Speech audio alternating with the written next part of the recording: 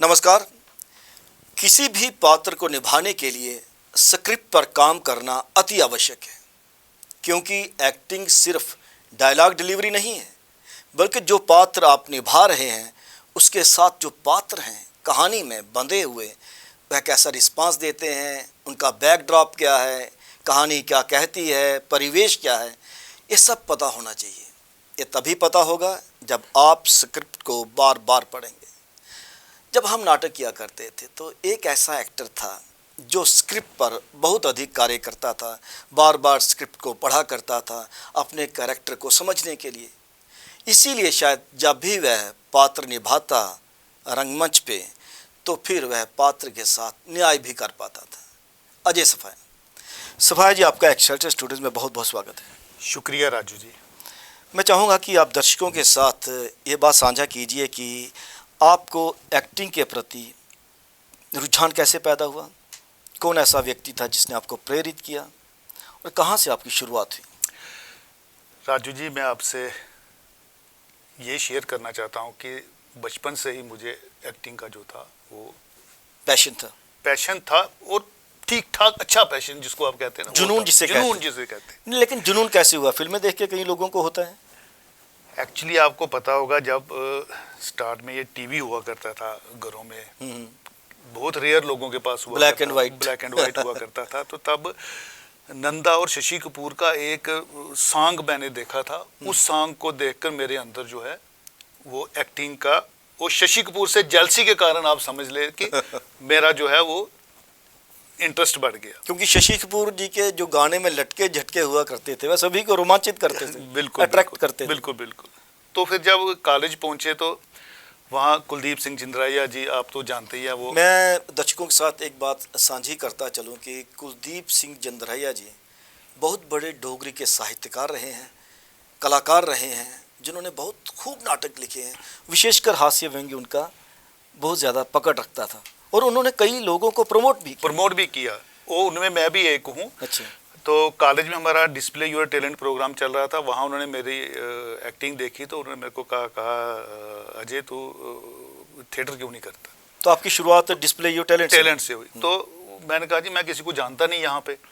तो सडनली क्या हुआ कि हम बात ही कर रहे थे तो उधर से मुश्ताक काक जी जो एटीजी तब चला रहे थे, तो मुश्ताक काक जी के बारे में भी एक बात मैं साझी करता चलूँ कि अगर जम्मू में जब भी रंगमंच की बात होगी, इतिहास के झरोखों से भी होगी, तब भी मुश्ताक काक का नाम अव्वल दर्जे की बेस्ट डायरेक्टर रंगमंच नो डाउट निर्देशकों में आएगा नाम। बेस्ट कि उन्होंने स्टाइलाइज प्रोडक्शन से जो रंग बांधे, जो पेंटिंग्स क्रिएट की मंच पे, उसका कोई मुकाबला कोई नहीं था।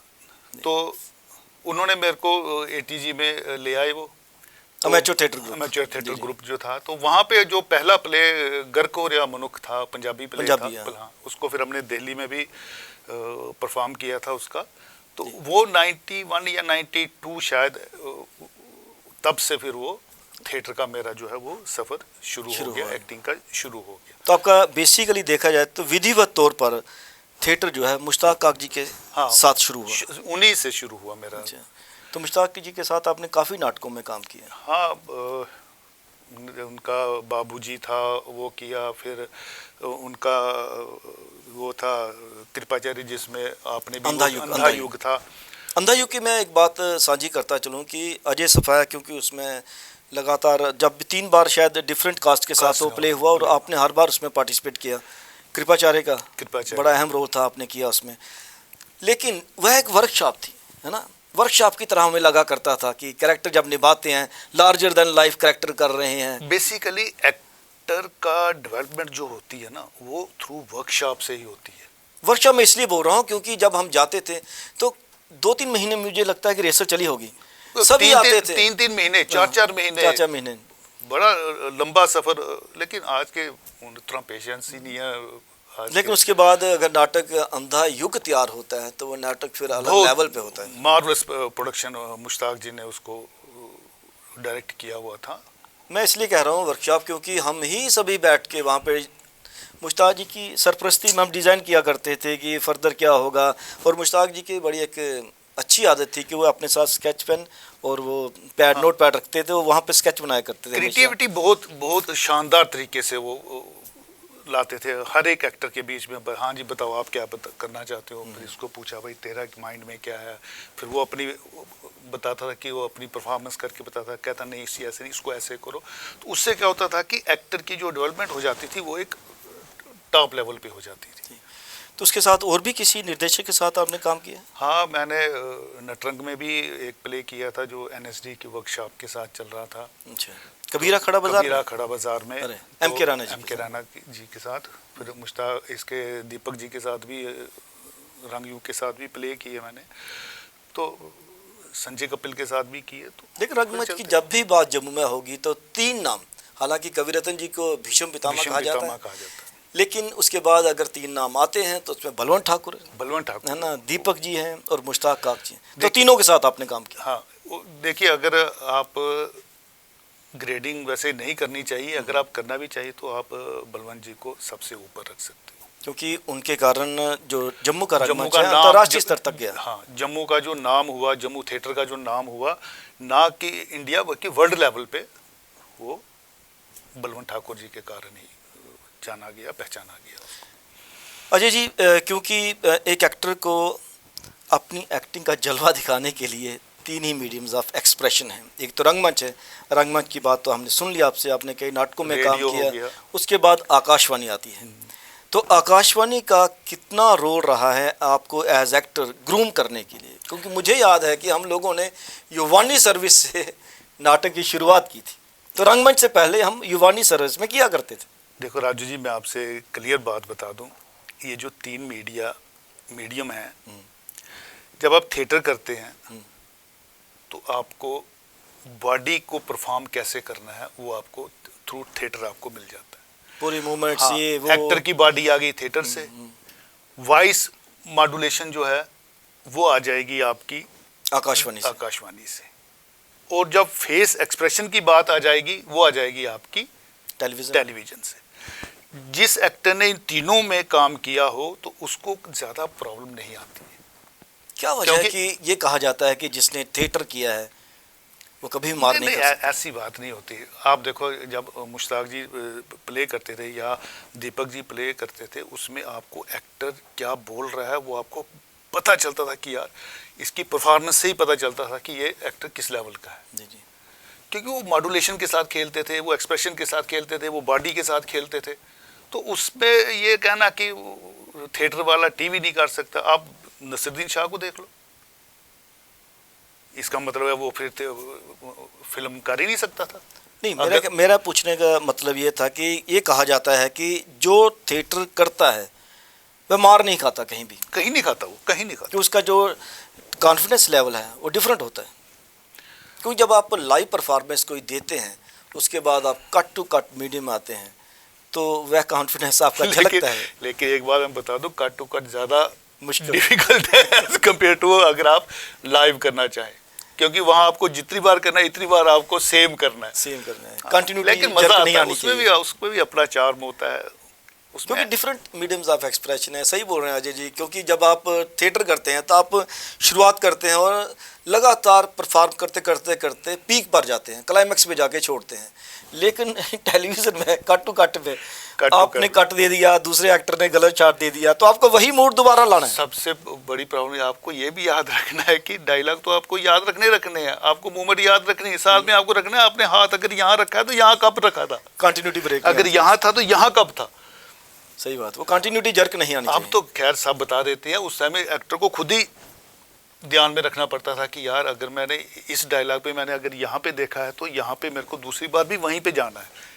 आपने ये बातें करके हमें वह सुनहरी दौर का याद दिलवा दिया, वो वह दौर मुझे लगता है उसको अतीत का जो दौर था वह सुनहरी दौर था, क्योंकि उस दौर में हम सभी इस दौर से गुजरे। जब आप कह रहे हैं कि हमें कंटिन्यूटी याद रखनी थी, कॉस्ट्यूम क्या पहनने थे याद रखने थे, अब तो ये सारी बातें, हर चीज़ खुद ही हमें अपनी स्क्रिप्ट पे ही नोट करके रखना पड़ता था कि इस सीन में मैंने ये वाला ड्रेस पहना था, इस सीन पे आगे किस सीन पे जाकर वो ड्रेस कंटिन्यू रहेगा वो उसको भी लिखना पड़ता था। यानी होमवर्क बहुत ज़्यादा करना पड़ता था। मैंने जैसे शुरुआत में भी कहा कि अगर कोई एक्टर उस दौर में स्क्रिप्ट पे ज़्यादा काम करता था तो अजय सवाया था, क्योंकि इन्होंने याद रखा होता था स्क्रिप्ट पे लिख के कि मैंने कौन सी ड्रेस पहनी है, कौन सी कंटिन्यूटी में मेरा हाथ कहाँ था, नेक्स्ट सीन में क्या करूँगा मैं, तो वह कंटिन्यूटी आपको याद रहती थी। मैं आपको बता दूं, जब हमें स्क्रिप्ट मिलती थी तो आप यकीन नहीं करोगे कि मैं रात को सोता भी नहीं था। पंचुएशन वगैरह सारी लगाते थे। पंक्चुएशन लगानी, जब लाइटें वाइटें बंद करके फिर उस स्क्रिप्ट को फिर सोचना कि इसको परफॉर्म करना है तो कैसे करना है, कहाँ पे कैसे बोलना है, क्या करना है। जब देवयानी मुश्ताक जी का प्ले कर रहे थे तो वहाँ मेरे को सबसे अच्छा करेक्टर शुक्राचार्य का लगता है। अच्छा, साधुओं का करेक्टर आपने ज़्यादा किए, पहले कृपाचार्य किया तो शुक्राचार्य का करेक्टर मेरे को बड़ा अच्छा लगता था। अब वो करेक्टर मुझे मिला नहीं। अब मैं क्या करता था कि मैं रात को छत पे चढ़ता था, खुद ही परफॉर्म करना, खुद ही बॉडी मूवमेंट लेना। फिर यहाँ ये हो जाता था, अगर किसी दिन वो रिहर्सल पे नहीं आते थे तो फिर मैं वो अपना जो शौक था कि करेक्टर को करने का, वो मैं फिर डमी करेक्टर करके उस पर परफॉर्म कर देता था। लेकिन उससे क्या होता था कि उससे इंसान ग्रूम हो जाता है एक्टर को कि यार अगर मुझे ये मिलेगा तो मैं कैसे करूँगा, अगर ये वाला करेक्टर मिलेगा तो उसको मैं कैसे परफॉर्म करूँगा। अजय जी, आप ए ग्रेड अप्रूव्ड आर्टिस्ट हैं दूरदर्शन के, तो दूरदर्शन के कुछ जो चुनिंदा आपको याद पड़ते हों सीरियल या फिर कोई नाटक ऐसा जो अभी तक आपको याद है और आपकी स्मृति में अंकित हुआ है? देखो, ऐसे तो हमने बहुत सारे सीरियल्स किए हैं। अगर आप देखा जाए तो प्राण किशोर जी का डॉक्टर मेहरबान, जिसमें classical film, classical Dogri film थी वो। अच्छा, अब फिर के रैना का अगर आप ले लें, ये कैदी, अच्छा, उसमें डाकू का करेक्टर था वो। तो मुझे अभी भी याद है कि एक दिन वो के रैना जी आए थे जम्मू, तो वो मिले तो उसने कहा कि यार वहाँ वो पूछ रहे थे कि यार ये जिसने डाकू किया ये एक्टर कौन है। तो ये बहुत बड़ी बात होती है कि अपनी रिकग्निशन जब मिलती है किसी करेक्टर की। ऐसे बहुत से सीरियल हैं जो हमने किए हुए हैं। किन डायरेक्टर के साथ काम करके आपको लगा कि वाकई वह लोग जो हैं, निर्देशक जो हैं, वे आपका पोटेंशियल निकाल पाने में कामयाब? जम्मू में एक से बढ़कर एक डायरेक्टर, इसमें कोई डाउट नहीं है। उनकी जो सोच थी, उनकी जो परफॉर्म एक्टर से परफॉर्मेंस लेने का जो उनका तरीका था, वो एक से बढ़कर एक। अब एक का नाम क्या लेना, लेकिन एक से बढ़कर एक डायरेक्टर जो जम्मू में है वो अपना काम बखूबी जानते थे। वो जानते थे कि हमें एक्टर से क्या लेना है। आपने कहा कि जब मैं किसी नाटक की तैयारी कर रहा था या फिर किसी स्क्रिप्ट पे काम करता था, टेलीविज़न के हवाले से बात करें तो आपको रात को नींद नहीं आती थी। आजकल कैसे नींद आ रही है? आजकल तो काम ही नहीं है। नहीं, आजकल तो फ्रस्ट्रेशन से, आपको पेमेंट्स की याद आती है आजकल? क्या आजकल तो फ्रस्ट्रेशन से नींद नहीं आती है। लेकिन जब कभी भी हम अपने लैपटॉप पे वो पुराने सीरियल्स देखते हैं तो टीस उभरती है बहुत ज़्यादा कि किस लेवल तक जम्मू का जो ये मीडिया पहुंच चुका था और कहाँ यकदम उसका एक किस्म से कत्ल हो गया। उसमें एक्टर्स की परेशानियां तो हैं ही हैं, जो बेचारे टेक्नीशियंस होते थे उनकी प्रॉब्लम्स इतनी, स्क्रिप्ट राइटिंग की टीम रहती आप थी। देखो जिस आदमी ने अपनी लाइटिंग का एक यूनिट बना के रखा हुआ था, स्टूडियो बना के रखा था, कैमरास जम्मू में आ चुके थे। बिल्कुल। और अगर और थोड़ा, मैं कह रहा हूँ, अगर और 2-4 साल ऐसे ही स्टार जैसे हुआ था वैसे ही चल पड़ता तो आज जम्मू इंडस्ट्री कहीं से कहीं पहुंच चुकी होती। लेकिन दुख होता है कि आप देखो, आप जिस एक्टर ने 10 साल पहले अपना करियर शुरू किया था, वो 10 साल जो आज के उसके तबाह हो चुके हैं, उसकी भरपाई कौन करेगा? उसकी भरपाई कौन करेगा? वो कहाँ पहुंच चुका होता। क्या ऐसा भी है कि हम लोग सरकारी मीडिया पे ज़्यादातर निर्भर रहते हैं? क्या हमें नहीं चाहिए कि हम आकाशवाणी, दूरदर्शन को छोड़कर, जैसे OTT आ गया है, वेब सीरीज़ बन रही हैं लगातार, उस तरफ भी कदम बढ़ाएं? राजू जी, मैं आपको बताऊं, पहले क्या होता था, पहले डायरेक्टर एक्टर को ढूंढते थे। आज डायरेक्टर के घर में ही एक्टर बैठे हुए हैं। कंपटीशन इतना हो चुका है, कहने की बात है, और काम नहीं है, और काम उतना है नहीं। और एक्टर की लाइफ अगर देखी जाए, वो मैक्सिमम 4-5 या मैक्सिमम ले लो 7-8 साल से ज़्यादा है ही नहीं। जैसे ही उसकी फीस बढ़ जाती है, उसको वो लेना बंद कर देते हैं। क्या फ़ायदा जब हम लोग ए ग्रेड आर्टिस्ट बन चुके हैं और 15,000 पर एपिसोड हम लोगों की फ़ीस है, लेकिन एक भी एपिसोड नहीं है पिछले कई वर्षों से, काम है ही मैं 12 सालों से नहीं है ना। अगर देखा जाए पिछले 10-12 सालों से काम ही नहीं है। जब हम अस्तित्व की बात करते हैं तो अपनी भाषा, संस्कृति, विरासत को प्रचार देने के लिए, प्रसार देने के लिए, उसे सहेजने के लिए नाटक बहुत बड़ा रोल अदा करता है, बहुत ज़्यादा। तो आप नहीं समझते कि ये जो लैक ऑफ फंड्स हैं, या आकाशवाणी में इतना बजट नहीं आता, दूरदर्शन बंद हो चुका है, तो कहीं ना कहीं हम अपने अस्तित्व से भी समझौता कर रहे हैं। हम भावी पीढ़ी को नहीं बता पाएंगे कि हमारा अस्तित्व क्या रहा है, हमारी संस्कृति क्या है, हमारी विरासत क्या है, डॉक्यूमेंट नहीं दे पा रहे हैं। समझौता अलग चीज़ है, हमारा अस्तित्व ही खत्म हो चुका है। आज एक्टर की आप रिस्पेक्ट मार्केट में देखो क्या है, जब उसको कोई जानता ही नहीं है। अगर आप कहो कि यार मैं एक्टर हूँ, आगे से हंसता है, यार एक्टर है, क्योंकि फाइनेंशियल सिक्योरिटी बहुत ज़्यादा है ही नहीं है। अच्छा, टीवी में उनको वो देख नहीं पा रहा है, तो वो क्या कहेगा, हाँ जी मैं एक्टर हूँ। एक बात है ना, अच्छा उससे आप ले लो, आप सोशल मीडिया, मैं वही बात करना चाहता हूँ। सोशल मीडिया पे मैं एक वीडियो देख रहा था, वो पेंटर था, वो पेंट करते करते वो डांस और वीडियो बना रहा था। आप लोग ज़्यादातर उन्हीं को देखते हैं, क्योंकि रील का दौर आ चुका है। हाँ, अब जो बेचारा एक्टर है जिसने इतनी मेहनत की है, अब उसको कोई पूछ ही नहीं रहा है। अब वो क्या करेगा, वो कहाँ जाएगा, मेरे को बताओ। मैं वही पूछना चाहता था कि जैसे अभी हम अगर बात करें कि फाइनेंशियल सिक्योरिटी को अलग से रख लें, तो आपका आता है पैशन। तो पैशन की भरपाई क्या सोशल मीडिया कर सकता है? क्योंकि छोटी छोटी जो वीडियोस बढ़ रही हैं यूट्यूब के लिए, छोटी शॉर्ट फिल्म बढ़ रही हैं और रील्स भी बढ़ रही हैं, तो उसके थ्रू भी आप अपना पोटेंशियल दिखा सकते हैं। देखो बात वही आ गई ना, आप पोटेंशियल अपना दिखा दोगे, लेकिन फाइनेंशियल रिटर्न नहीं है। फाइनेंशियल रिटर्न कहाँ से लाओगे? आपको अपना सर्वाइवल भी तो देखना है, वो उसको कहाँ से लाओगे? वो हो गया एक एंटरटेनमेंट, हाँ जी मैंने बनाया, लोगों ने हा ही करके हम छोड़ दिया, चलो जी उसको स्क्रॉल कर दिया तो निकल गए। पीछे क्या रहा? सब कुछ मजाक में नहीं लिया जा सकता। मेरे को बताइए, आज की डेट में अगर नसरुद्दीन शाह को कहेंगे भाई आपको 18 साल की उम्र के लड़के से कैरियर शुरू करना है, क्या करेगा बताओ मुझे? मुझे नहीं लगता वो एक्टिंग ही ऑप्ट करेगा, नहीं करेगा। कैसे करेगा? गिने चुने के 3-4 एक्टर होते हैं जो टॉप पे चले जाते हैं, बाकी तो बेचारे कोई सुसाइड कर लेता है, कोई फ्रस्ट्रेशन से फील्ड ही छोड़ देता है। आप रंगमंच बहुत पुराने दौर में भी करते रहे हैं, ज़्यादा पुराना दौर तो नहीं, 20-25 साल पुराना आप करते रहे हैं, और आज के दौर में जो रंगमंच हो रहा है, क्या फ़र्क महसूस करते हैं? वह डेडिकेशन या इंक्लाइनेशन जो थी थिएटर की तरफ आज नज़र आती है? देखो मैं कहूँगा कि आज भी डेडिकेशन है, नो डाउट, इसमें कोई शक नहीं है, लेकिन जो रिस्पेक्ट पहले वो स्टार्ट में होती थी, अगर हमारा कोई सीनियर आता था, वो कहता था कि यार अजय यार वो गिलास देना पानी का, तो हम अपने आप को फ़ख्र महसूस करते थे कि यार इसने मुझे कहा कि मुझे पानी पिला। आज की डेट में आप किसी को कहा यार पानी दे दे, वो आगे से 10 बातें सुना देगा, तो कहेगा मैं एक्टर हूँ, मैं एक्टर हूँ। क्या संदेश देना चाहेंगे आप नौजवानों को जो एक्टिंग की फील्ड में ये सब जानते हुए भी डार्क साइड ऑफ एक्टिंग मौजूदा दौर में जम्मू में विशेषकर, जम्मू कश्मीर में विशेषकर, क्या संदेश देना चाहेंगे कि अगर आप वाकई एक्टिंग की दुनिया में पदार्पण करना चाहते हैं? देखिए तो कैसे? मेरा एक ही संदेश है इनके, पहले आप देखो आपका सर्वाइवल आपके पास है कि नहीं है।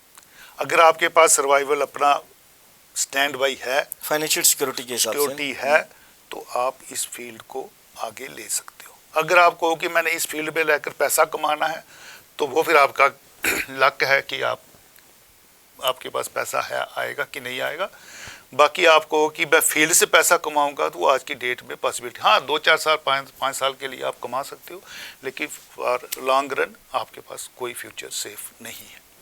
उम्मीद करेंगे कि ज़्यादा उदासीन होने की आवश्यकता नहीं है। अगर बाद में अपॉर्चुनिटीज़ मिलती भी हैं तो नौजवान पीढ़ी के लोग बाहर जाकर तलाश कर सकते हैं काम की। नहीं कर रहे हैं ना बेचारे, करेंगे क्या? लेकिन उसके लिए बाहर जाना पड़ेगा। करेंगे क्या? यहाँ से तो वो निकल रहे हैं, वहाँ पर भी आपको अगर 10 एक्टर की जरूरत है, वहाँ 100 तो ऑलरेडी बैठा हुआ है, वहाँ क्या करोगे? तो उम्मीद करेंगे कि धरातल पर जो सच्चाई है उसको जानकर ही आगे कदम बढ़ाया जाएगा। आप एक्साइटेड स्टूडियोज में आपका बहुत बहुत धन्यवाद। अस्तित्व के इस अंक में आपने बातचीत सुनी अजय सफाया जी से। उन्होंने कहा कि अगर आप वाकई एक्टिंग की दुनिया में आना चाहते हैं तो उससे पहले अपने लिए फाइनेंशियल सिक्योरिटी ढूंढना नितांत आवश्यक है। कैमरा पर्सन करण सिंह के साथ राजेश्वर सिंह राजू को अब दीजिए इजाजत। नमस्कार।